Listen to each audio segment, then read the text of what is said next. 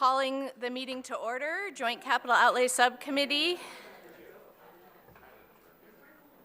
Thank you. Could I call on the clerk to please take attendance? Chair Price. Here. Representative Steckloff. Brixey. O'Neill. Peary. Wilson. Alexander. Slaw. Steele. McRivet. McDonald Rivet. I'm gonna adopt that. Yeah. Irwin. McCann. McMorrow. Camilleri. Santana. Present. DeMoose. Bumstead. Heisinger. Madam Chair, you do have a quorum. Thank you. Thank you, and thank you for everybody being here today. I know we have some time constraints, so I want to go ahead and get started. I'd like to recognize Mr. Paley Zelak, our House Fiscal Agency, to present on the 2023-2024 Joint Capital Outlay Subcommittee Rules and Policies. And I'm just going to ask that all committee members please hold questions until the end of the presentation. Thank you.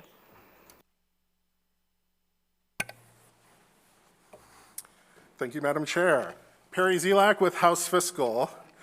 In front of you, I know you have a bunch of documents, but I will be reading from the 2023-2024 Joint Capital Outlay Subcommittee Rules and Policies. So in front of you is a document, especially since we have a lot of new members to this subcommittee, spelling out the joint rules for this subcommittee. I won't necessarily go over everything in detail, but item number 1 states that the membership of this subcommittee shall consist of 18 members, 9 from the House and 9 members from the Senate. Item number 2 has all of the changes for the upcoming term. Talking about chairs. So last term for the 101st legislature, the Senate served as lead chair for this subcommittee. For the 102nd legislature, the House now serves as lead chair. And then it states that beginning January 1st, 2025, the chair shall reside to the Senate. Item number 3 concerns meetings, which are sort of standard. Item number 4 concerns rules, again, pretty standard. Item number 5 concerns quorum. So because we have 18 members, quorum consists of 10 members, and there must be a quorum from each chamber. So 5 from the House and 5 members of the Senate. Item number 6 concerns minutes, which the clerk will take care of. And item number 7 concerns approval of items on the agenda. So an affirmative vote will take 10 members, and you also need a majority from each chamber. So it can't just be, let's say, 8 House members and 2 senators. It has to be 5, at least 5 and 5 from each chamber. I'll skip ahead to item number 9 on page 3. So one of the items, which I'll be covering a bit more in depth later, concerns lease agreements. When the state enters into a lease agreement for private property. This is the form that we would expect the Department of Technology Management and Budget to present to the subcommittee. It's been sort of the standard form for the past couple of terms, which again sort of breaks down everything from the specific lease number to specific information, square footage, the lease cost broken down by different measures, and then other specific details that prior members of this subcommittee found helpful. Those are the sort of substantive items concerning the rules and policies, and I'd be happy to take any questions that members may have. Any questions for Mr. Zelak? Okay. Seeing no questions, I'd like, let's see, Senator McDonald Rivet will make a motion to adopt the 2023-2024 Joint Capital Outlay Subcommittee Rules and Policies. May I have the clerk please take a roll call vote? On the motion to adopt, Chair Price. Yes. Representative Steckloff. Yes. Brixey. Yes. O'Neill. Yes. Peary. Yes. Wilson. Yes. Alexander. Yes. Slaw. Yes. Steele. Yes. Senator McDonald Rivet. Yes. Irwin. Yes. McCann. Yes. McMorrow. Camilleri. Yes. Santana. Yes. Demus? Bumstead? Heisinger? Madam Chair, you have 17 yeas, no nays, no pass. The rules are adopted. Thank you. Thank you. And thank you, Mr. Zilak, for just staying where you are. We have two presentations today. First, we will hear from Perry Zilak, House Fiscal Agency, to present an overview on the capital outlay process. Thank you. And we'll, again, save questions until the end. Thank you once again, Madam Chair. So again, still Perry Zilak from House Fiscal, and I will be conducting an overview of the Capital Outlay Committee and process for members, especially again, since we have a handful of new members to the subcommittee, and it may be helpful to at least cover some of the basics that you'll be seeing over the next 2 years. And you should have a hard copy of this presentation.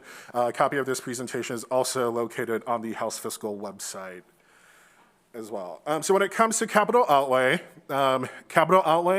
essentially large projects. So you can see everything from planning and finance, construction, renovation, maintenance of facilities used by state agencies, community colleges, and four-year public universities.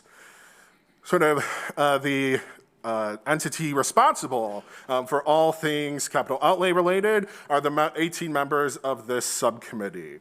The statutory acts governing the capital outlay process includes primarily the Management and Budget Act of 1984 and the State Building Authority Act of 1964 with various amendments. We also have annual budget boilerplate located in the Department of Technology Management and Budget and the Department of Treasury, which also will govern the capital outlay process. I will also say I won't necessarily be reading every bullet point here. I just want to give members sort of some of the basics. So when it comes to the subcommittee itself, so congratulations, you're the only appropriations subcommittee that has its duties and responsibilities defined in standing statutes. Again, the Management and Budget Act outlines your operational practices, duties and responsibilities, as well as responsibilities for the executive branch, which has some parts in this, as well as when it comes to the legislative process and for state agencies and institutions of higher education, again, concerning community colleges and four-year public universities. And as I said earlier, sort of our annual capital outlay appropriation acts or bills, the general government appropriation bill or act, as well as the formal policies of the subcommittee provide the procedural structures and approval processes that you will see for capital outlay projects. Again, as I said earlier when discussing the rules, this subcommittee has 18 members, 9 from the House, 9 from the Senate. That has fluctuated over the past handful of terms. Again, this is a joint subcommittee, so the chair rotates on a 2-year basis. This year, the House is lead chair. Again, 10 members constitute a quorum, and each chamber must be represented by at least 5 members. Approval of agenda items, similar, 10 members, 5 from each chamber at the least. And at the beginning of every new term, this subcommittee must adopt its formal policies and procedures, which you just completed. So when it comes to the responsibilities of this subcommittee, again, you will adopt sort of your formal policies and procedures, and you will review and evaluate requests from state agencies, four-year universities, community college capital outlay projects, and the Michigan Natural Resources Trust Fund, which you'll be hearing about later on from another speaker. This subcommittee will provide project planning authorization, which will be done primarily through appropriation bills. You'll also provide project construction authorization, which will also be done through appropriation bills. A handful of items, but the last bullet point concerns lease agreements entered into by the state that sort of when the annual costs are over $500,000, this subcommittee must either vote to approve or deny those private lease requests. To give you a bit of history about the process, so we've been operating under this process since 2012. The process has been amended in that time. Some of the major pieces include consolidating some of the steps. So there used to be planning, construction, and sort of the finance piece. Now construction authorization and financing were rolled together. Some technical stuff about how the State Building Authority financing is done. The review and evaluation process was added both by DTMB through the State Budget Office and the chairs and vice chairs of this committee based on set criteria. And then some sort of debt service authorizations were changed, and the duration of planning authorizations were reduced from 36 months / 3 years down to 24 months or 2 years. So sort of how the process works is it begins with the submission of 5-year plans by state agencies, community colleges, and public universities.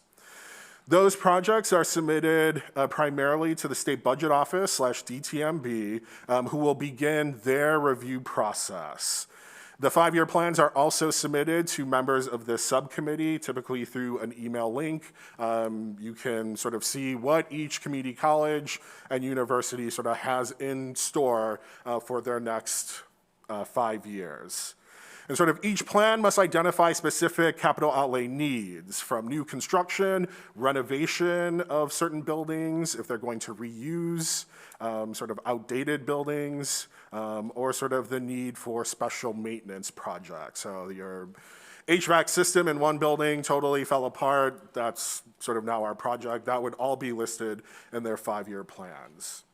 After each entity submits their 5-year plans to the State Budget Office, the executive branch will begin their review and evaluation of those plans and of their top projects. Their top capital outlay project is called their priority project. DTMB will sort of do some evaluation, and sort of you can see the criteria listed there.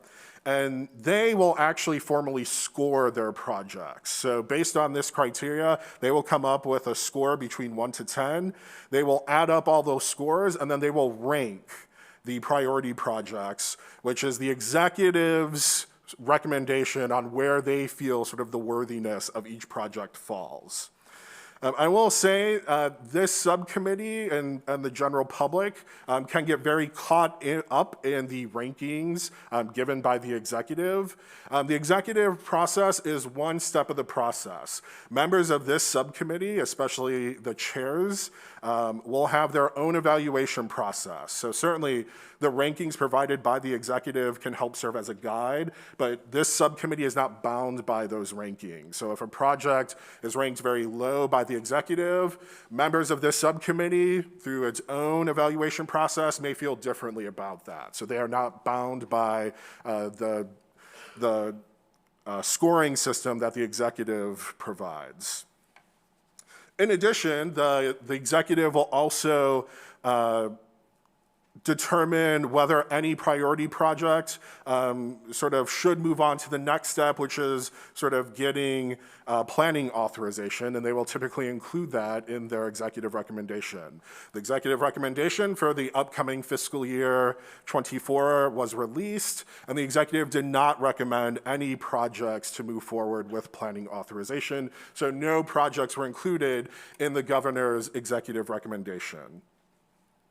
And again, because statute says that both the executive and members of this subcommittee can evaluate projects as they see fit, again, that's a helpful guide, but you are not bound by, just because the executive did not include in her budget recommendations any projects to move forward, the members of this subcommittee could absolutely determine that project should receive planning authorization, which would be the next step of the process.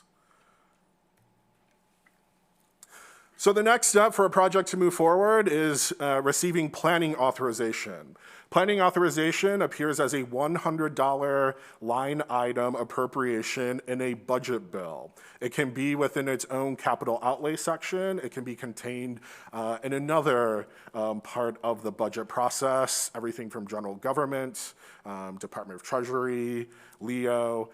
That line item will, again, establish sort of the initial cost and will allow a university, community college, or state agency to sort of proceed with moving forward with the formal steps of actually crafting the actual planning documents, which will provide the project's purpose, scope, and estimated cost. All the planning costs that are borne by community colleges and public universities will count towards their project match requirements. And the standard rate, match rate for SBA finance projects, 25% will come from university funds, 50% for community college funds. The difference between sort of the public universities and the community colleges is mostly due to community colleges have an additional funding source through tax revenues from their millage rates, whereas public four-year institutions do not. So that's why you have that difference where universities must provide 25%, at least 25% of the cost, and community colleges must meet at least 50% of the costs. Sort of once a project receives planning authorization through a formal budget bill, the institution will then start submitting their official plannings, schematics to DTMB, and also to this subcommittee for their review.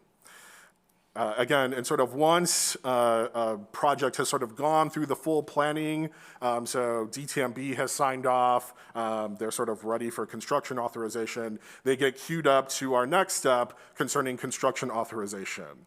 So an institution has 24 months to receive construction authorization from the moment they get planning authorization. Construction authorization is also a $100 line item appropriation in a budget bill. And it will sort of officially allow an institution to sort of start putting shovels in the ground and start sort of actually building the projects. That authorization will also define the total project costs and financing shares to be paid by the state and the individual institutions. I included an example here from a couple years ago for Ferris State University's Center for Virtual Learning. So you can see the breakdown between the total authorized cost of the project, which is $29.5 million, the state building authority / the state share of that project, $22.1 million, the university share of that project, $7.4 million. And then because this is a construction authorization, we essentially have the $200 placeholder, the $100 initially given for planning, and then the additional $100 given for construction authorization. And sort of once a project receives this construction authorization, it can sort of move at full speed ahead. The final design documents, again, would be submitted to DTMB and sort of start submitting their contractor bids and such and move forward. When it comes to project management, sort of your larger institutions will have their own office that runs this. So for example, the University of Michigan will sort of have its own construction office that will handle all of these project management steps. We do have smaller institutions, like let's say a smaller community college. They can either go with a private entity to help them manage that project, or they can work with DTMB to get that done. If a project is not managed by DTMB, the department expects monthly progress reports to make sure that entities are actually moving forward, that they're on track, that sort of things are looking good. And then again, DTMB will continue to sort of monitor sort of all the construction documents and to make sure that the entities are actually building what they told us that they would build. When it comes to financing the construction projects, we do expect institutions to spend their portion of institution funds before they receive any state dollars for construction projects. And then once the institution has exhausted their contribution, the State Building Authority would step in and will use a combination of both short-term debt and long-term debt to help finance the state portion of the project. So these are, again, the 3 steps in review. So for a project to sort of get off and running, first you would need a planning authorization, $100 placeholder in a budget bill. The next step would be construction authorization, which would again be a $100 placeholder, and then we'd start appropriating the annual rent payment or debt service associated with that project. And then in the general government budget bill, we have the cumulative annual SBA rent payments, which again, debt service for all the projects that have received construction authorization. When it comes to the State Building Authority, the SBA, again, created in 1964, a 5-member board, and their purpose is to essentially oversee this process, construction of sort of large entities for use by the state, community colleges, and 4-year public universities. It will issue tax-exempt debt to finance those building projects, and it does have its own bond rating, which is separate but linked to sort of the state's general obligation debt bond rating. And by statute, SBA is limited to how much debt it can accumulate at any one time. So think of this as sort of the credit limit of SBA, and it's currently set at $2.7 billion.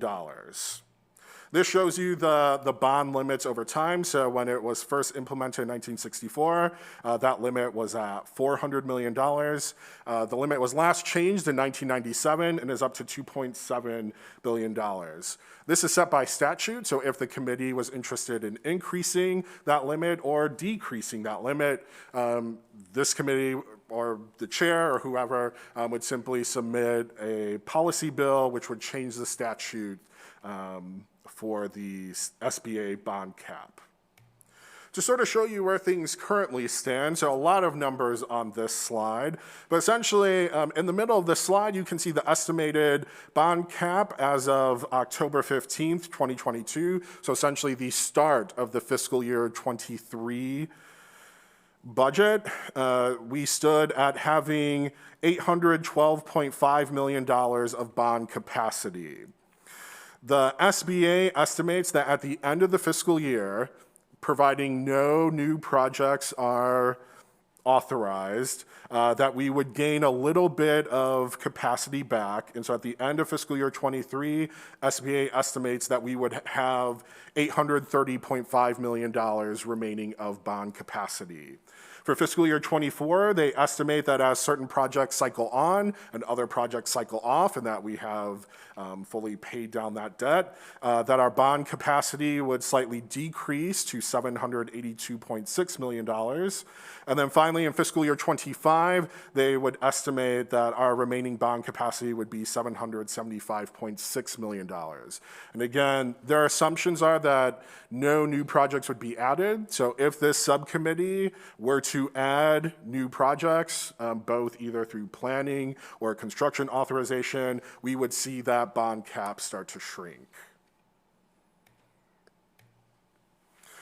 Yeah, when it comes to financing of capital outlay projects, sort of 2 main ways that the state does that. The first is through bonding, both using short-term debt called commercial paper and long-term issuance of bonds.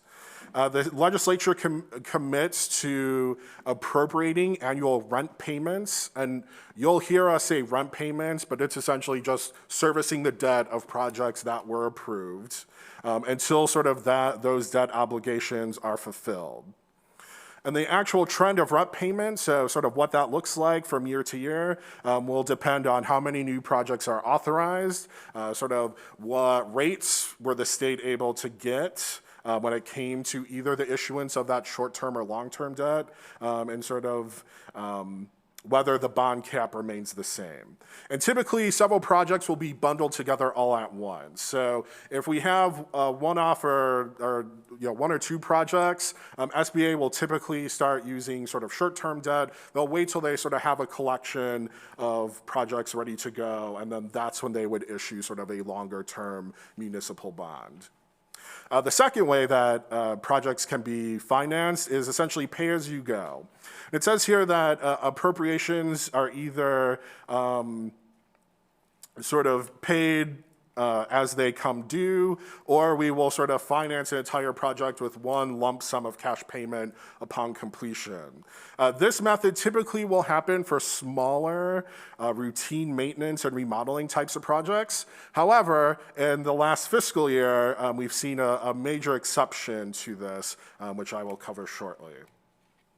This chart will show you the SBA rent payment / debt service over the past 15 years. You can see it's mostly been between $200 and $250 million. It does fluctuate slightly, but has been fairly steady over the last 3 fiscal years. And again, based on sort of the construction authorizations that we have active, we would expect about $31 million to be added to our debt service as those projects start getting financed with longer-term bond obligations. This shows you the 15-year pay-as-you-go appropriations. So in a handful of budgets, they will have their own capital outlay section, which will typically relate to maintenance projects or smaller capital outlay projects. You can see sort of the departments that have been listed, and it's been fairly steady over the past couple of fiscal years, with the exception of the current fiscal year 23.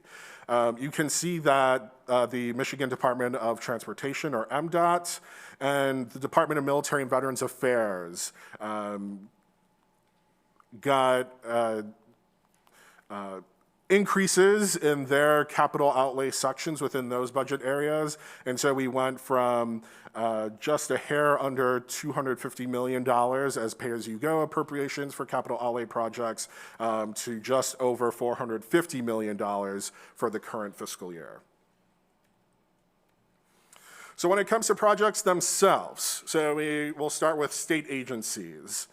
The Michigan Natural Resources Trust Fund will have acquisition and development projects. You will hear all about that from the Department of Natural Resources, so I won't get too much into that. And then we sort of have our major state agency bonded capital outlay projects. You will also see annual appropriations for capital outlay concerning state parks and harbor maintenance, dock and boating facilities, MDOT facilities, airport-related facilities, special maintenance pieces, and then farmland and open space development rights, or the outright acquisition of those properties. This shows you the 15-year appropriation history for the trust fund. Again, you can see fiscal year 2011 had a sort of upsets the scale here, but typically anywhere between $20 and $40 million appropriated over the past 15 years, with fiscal year 22 being the most recent year that projects were approved, and that was over $40 million. When it comes to actual state agency bonded projects, since fiscal year 93, not a date you hear all the time, a total of $2.7 billion has been dedicated to state agency bonded capital outlay projects. And currently, there are no state agency projects that have a planning authorization. Moving on to university and community college projects. So since fiscal year 92, the legislature has authorized 219 SBA-funded projects. 109 of those have been for 4-year universities. 110 of those have been for community colleges. The combined authorization for those projects have been $5.1 billion. The state share has been $3.1 billion. The institutional share of that has been $1.9 billion. And again, this is where universities responsible for 25% of that cost, community colleges 50%. And in recent years, we've capped the state match at $30 million. So especially for universities that tend to have very large projects, that may be over $100 million, we would cap that state share at $30 million. However, there have been some recent exceptions where we have broken through that capped state match. This table shows you the rankings of the 15 public universities in terms of the state support that they have received since fiscal year 92. So Michigan State, just a hair over $330 million. Lake Superior State at the opposite end of the spectrum with $57.8 million, with a total of state support of $2.6 billion over a roughly 30-year span. When it comes to community colleges, looking at that same time duration, Delta College is at one end of the spectrum with $48.1 million of state support, and Gogebic is at the opposite end of the spectrum with $3.2 million of state support, and we are $585 million in total state support to the community colleges. When it comes to planning authorization for four-year institutions, again, no planning authorization for universities, and we see a similar effect when it comes to community colleges. No active planning authorization. So there are no projects sort of waiting for construction authorization. However, when it comes to active projects with construction authorizations, we do have examples in all three buckets: state agencies, universities, and community colleges. I will say we've been in strange times since the pandemic. So while typically large capital outlay projects would go through the bonding process, we do have a number of projects that were sort of fully funded by the legislature and would not be going through the SBA bond process. So for example, for the Department of Military and Veterans Affairs, we have the new Veterans Home up in Marquette as the replacement for the G.J. Jacobetti Veterans Home. It's a combination of federal dollars and state dollars to hit that $97.6 million total cost. But again, that the state has already appropriated dollars for that project. We also have two DTMB-related projects for the new State Public Health and Environmental Science Lab, which will be built right here in the greater Lansing area, where again, the state has already appropriated the $260 million for that project. In terms of university projects, Michigan State received $53 million for its renovation and addition for greenhouses and dairy facilities.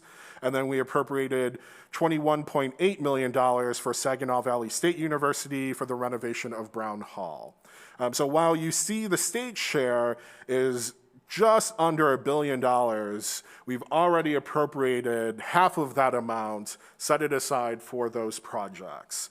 So while the state share might look intimidating to folks and, oh, we have almost $1 billion that will need to be financed through debt obligations,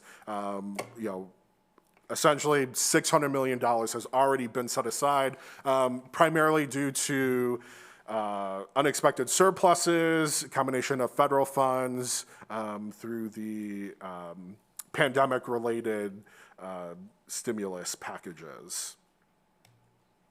When it comes to some of the sort of long-term issues that this subcommittee will face, sort of three main points.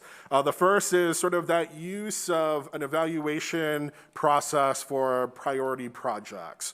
So as I said earlier, especially as you have institutions come to talk to you, they will often reference, well, the executive rated us as their number 2 project.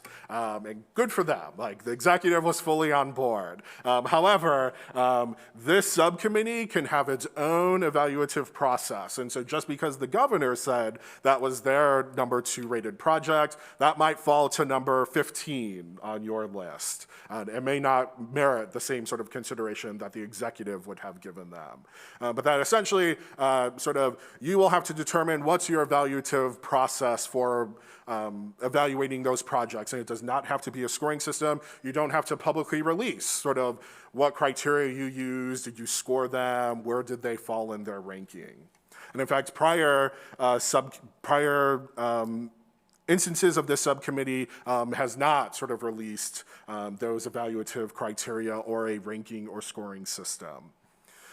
When it comes to sort of do you approve projects to move forward through getting a planning and therefore construction authorization, you will have to keep in mind the SBA bond cap of $2.7 billion. So we have wiggle room now of $800 million. But so as you're approving projects, you'll start getting closer and closer to that overall debt limit. And then you'll also need to keep in mind the annual debt service payments. So both, do we hit that limit? And then can the state afford to make over $250 million of annual debt service payments? And as you start adding new projects, again, those sort of annual debt service payments will increase as well. And then again, something that you'll hear from institutions a lot, especially if you're in the higher ed community, sort of that balance between funding new projects or sort of the major renovations versus the need for financing smaller maintenance projects to make sure that facilities sort of don't go below this set floor. And so again, especially for those of you in the higher ed world, you'll often hear about the need from community colleges and public universities of we need money just to maintain what we have. And again, not necessarily something that this subcommittee will face, but sort of, especially for those on appropriation, that balance between do you approve a bunch of new capital outlay projects or do you potentially increase the dollars for maintenance at community colleges, public universities, and state agencies. And so that's capital outlay in a nutshell. Quick overview, and I'd be happy to answer any questions that the chair or subcommittee members may have. Thank you so much for that thorough and concise presentation. Very grateful for it. I'm going to go ahead and start with the first question. Assuming that we elect to fund new projects with the bonding process, as those new projects are added, what percentage of each project would contribute to the reduction of our bond cap? Absolutely. So let me go back to sort of our current construction authorization to sort of point out some examples. So for example, the first item under universities for Ferris State, their Center for Virtual Learning. You can see the total cost, $32 million. The state share, $22.1 million. That $22.1 million would come out of our remaining bond capacity. So it does vary by project. I don't necessarily have a set percentage, but essentially you would look at the state share portion of a project and you'd start subtracting those numbers from our remaining bond capacity. Thank you. Other questions? Yes. Rep. Alexander. Thank you, Chair Price. I have a couple of brief questions, and we found it important enough to put our lease into our rules that we adopted. I was just curious as to roughly how many of these lease formats are we going to receive throughout the year, roughly? Sure, great question. I will say that the state has, I don't have the specific numbers off the top of my head, so I don't necessarily want to throw numbers out there. Based on prior years, as serving as analysts for this subcommittee, I'd say we've seen anywhere from 3 agreements come up, maybe up to 10. It will really depend on how many lease agreements are coming close to hitting sort of their expiration. Can the state keep that under $500,000? Because if they can, it doesn't have to come to this subcommittee. If it goes over, then it requires approval. But based on prior terms, I would say you can expect anywhere from a handful to maybe a dozen over a 2-year cycle. Well, that's reasonable. I thought it'd be more than that, but one more, if I may, Chair. Yes. You may. Looking at, and I was looking at the DTMB format that they have for proposals for this year. Fiscal year '23, we have Jackson College listed for a Phase 2 project, although they had received the construction or they had not received the construction authorization yet for Phase 1. So is there a flexibility built in there, or if we can fund both, then great. But we might want to back up a little bit and make sure Phase 1 is done first. Yes, I will say, Representative, that sort of when a project receives both planning and therefore construction, and then construction authorization, that the institution spells out the scope in detail. So it's, HVAC, it's the renovation of how many square feet in a building. What if there's going to be an addition, how many additional square feet will be added, or additional floors. So it really spells out the scope of a project. I don't have the details in front of me in terms of the difference between Phase 1 and Phase 2 for Jackson, so I don't necessarily want to speak to that. But I will say that sort of an institution is pretty well set on what they can do when they receive a construction authorization. And I know you did not ask this, but if I may, Madam Chair. So let's say Jackson College wanted to change. Costs went up and they can no longer, they either can't meet what we set as the total project cost, or they're going to change a part of that renovation. They would need to get approval through the legislature, which would be a line item, which would change either the scope of a project or the cost of a project.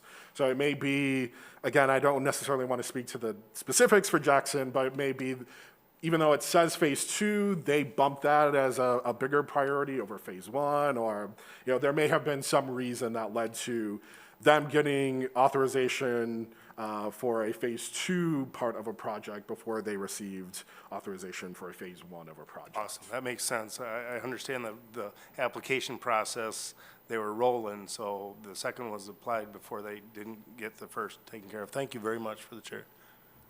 Thank you. We'll have time for 2 more questions before our next presenter. Senator Irwin. Thank you, Madam Chair. Hopefully, a couple of really straightforward questions. One, you mentioned that the state share was capped, and you said there's some flexibility around that, but I'm wondering, when did that happen? And I'm also looking at the change in the capital outlay process, bringing the planning authorizations down from 36 months to 24 months. What's the practical effect that has on the projects, and sort of like, why was that decision made? Sure. Senator, I don't have the specific date in front of me, but I can absolutely try to track that down for you in terms of when did that change happen. I don't necessarily want to speak to, is it a formal change that happened in statute, or has it just been more practice over time, and can certainly find that out. In terms of sort of reducing the time between planning from 36 months down to 24 months, I think we've seen institutions, especially now with sort of the increased costs of construction materials, that sort of, if you can shorten that timeline, they're better able to hold to sort of all of their cost estimates. That even just cutting it down by a year helps them sort of remain on track. Versus if you make an estimate, from 3 years ago, that's now come before this board, we've seen a lot of institutions need to adjust what the cost of a project may be. So my guess is it probably had to do with trying to help sort of narrow that window so that you can narrow the range that an institution may face. Thank you. And Senator Huizenga? Thank you, Madam Chair, and thank you, Perry, for your presentation. If a project is in the queue, if you will, and the committee decides not to approve it, what is the process? Does the process start over every year with new projects and they get recycled, or just can you help me with the logistics about that process? Excellent. Thank you, Senator Huizenga. So essentially, if no projects were to move forward in getting planning authorization, because this is an annual process, institutions would have to submit new priority project requests. That process typically has to be submitted to the state budget office by November 1st. A number of institutions may just keep the same project as this is our top request, we really want this project. Other institutions may change what their top project may be. So it really depends what part of the process. Every institution will submit new priority projects every single year. Let's say a project received planning authorization, but it's kind of stuck there, and it never moved forward in receiving construction authorization. Essentially, it would reset and go back to the start of the process. And so just because a project has received planning authorization does not guarantee that it would receive construction authorization. That's entirely up to the purview of the legislature. Once a project has received construction authorization, pretty much 99% of projects then move forward to completion, but we have seen either institutions decide, actually, our priorities have changed, we're gonna hold this and just not move forward. Or they would sort of, and hopefully that by that point, we would not have dipped into the state share and sort of talking about refunds and stuff like that. But typically, most projects are sort of held in that priority project piece, waiting for the initial step to move forward to planning authorization. Thank you so much. In the interest of time, I'm going to ask that we move on to the next presentation. If there are any more questions, we may have some time at the end of our committee today. So I'd like to call Eric Eklund, Chief Budget Officer, and Dan Lord, the Assistant Chief, Finance and Operation Division of the Department of Natural Resources, to present on the Michigan Natural Resources Trust Fund. And again, I just ask that all committee members hold questions until the end. Thank you. Welcome. Thank you. Good afternoon, Madam Chair, members of the subcommittee. Appreciate the opportunity to be with you this afternoon to present on the Michigan Natural Resources Trust Fund program. Thank you for the introduction. I'm Eric Eklund, Chief Budget Officer of the Michigan Department of Natural Resources. Joining me is Dan Lord, who is Assistant Chief of our Finance and Operations Division. You should have a hard copy of today's presentation in front of you. And at this time, I will pass this over to Dan to provide an overview of the program. All right, great, thank you. Appreciate the opportunity to talk a little bit about what we believe is our flagship grant program within the department. I'll first touch on history. The program was originally established as the Kammer Recreational Land Trust back in 1976. The source of funds were revenues and royalties from the extraction of non-renewable resources like oil, mineral, and gas from state-owned lands. The core concept, replacing one non-renewable with another non-renewable by reinvesting in land. Over time, there's been several proposals that have gone to the vote of Michigan citizens to make changes. Back in 1984, Proposal B passed and enacted the Natural Resources Trust Fund, adding it to the state's constitution. At that time, the program expanded beyond acquisition only to include recreational development projects. In 1994, Proposal P passed and changed the corpus from $200 million to $400 million. A similar proposal passing in 2002, again increasing the corpus from $400 million to $500 million. At that time, it removed restrictions on investing in equities. 2011 was an important point in the program's history. That's when the fund's corpus reached $500 million. Since then, those revenues shifted from the Natural Resources Trust Fund and began going into the Michigan State Park Endowment Fund. Since that time, only interest and earnings on the Natural Resources Trust Fund are available. More recently, in 2020, Proposal 1 passed and changed the minimum amount of funds made available to not less than 25% for both development and acquisition grants. It also created a trigger for when the State Park Endowment Fund reaches $800 million. At that point in time, the revenues will shift back into the Natural Resources Trust Fund.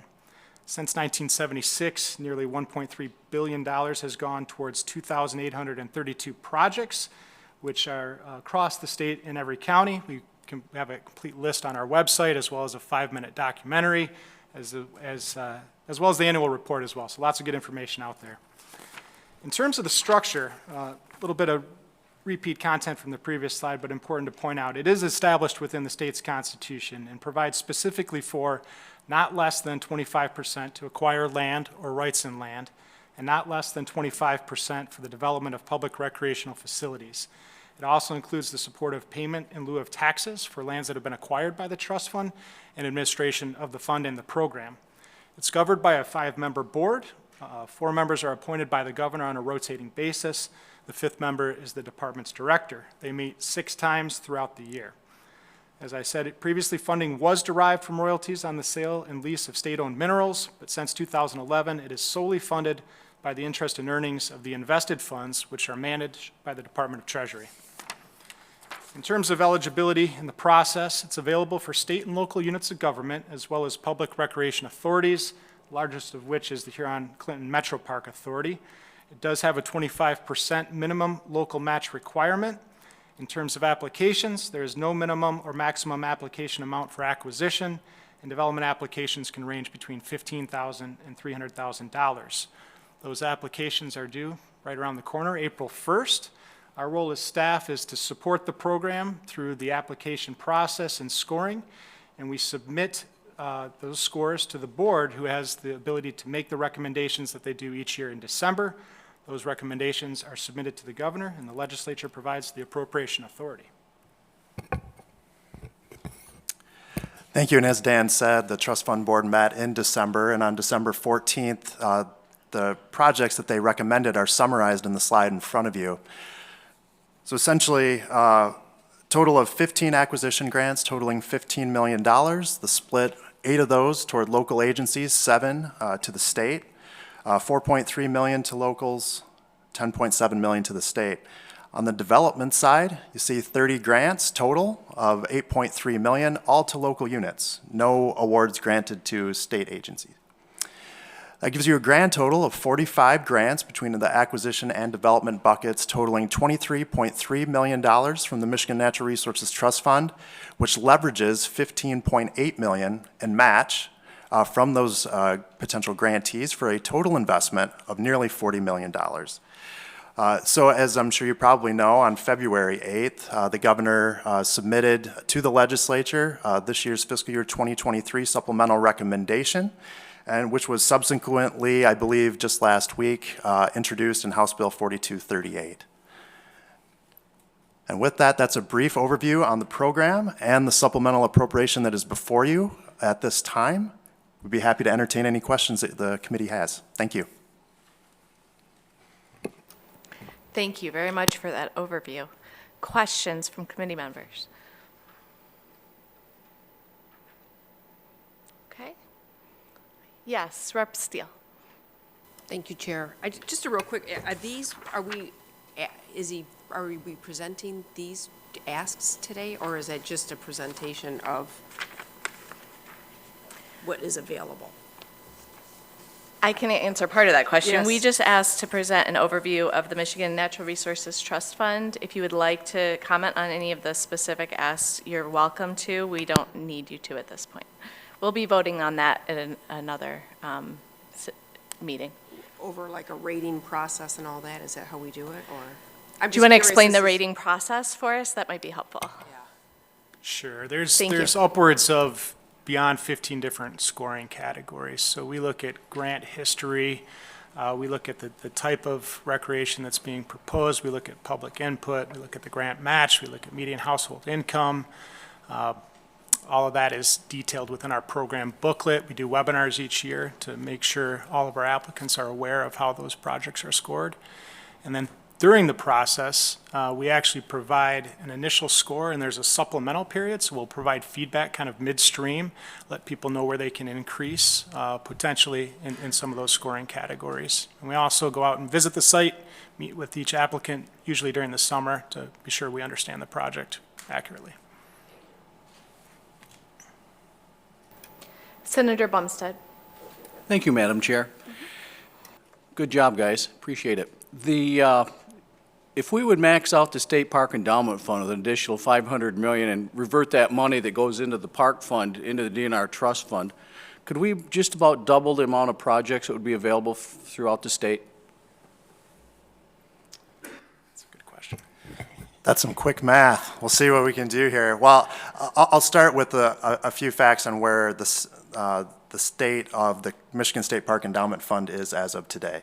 So the accumulated principal balance of the State Park Endowment Fund at the close of fiscal year 2022, which ended on September 30, was $322 million.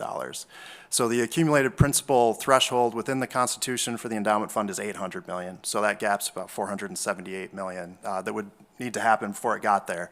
And based off the constitutional amendment that Dan spoke to, that those oil and gas mineral royalty revenues would then revert back to the Michigan Natural Resources Trust Fund.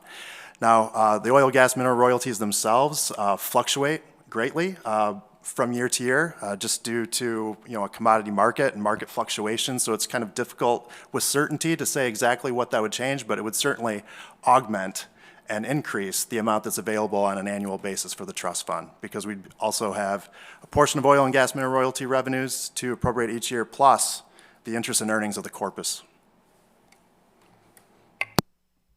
Thank you. Thank you. And that brings us to close to an hour. So I will ask that if there are any other questions about either of the presentations, any of the presentations that we heard today, please feel free to send them to our office and we'll connect you with the appropriate entity that can answer your questions. Let's see, we do not have any absent members today. So without objection, I will adjourn the meeting. Meeting of Joint Capital Outlay Subcommittee, March 15th, 2023 is adjourned.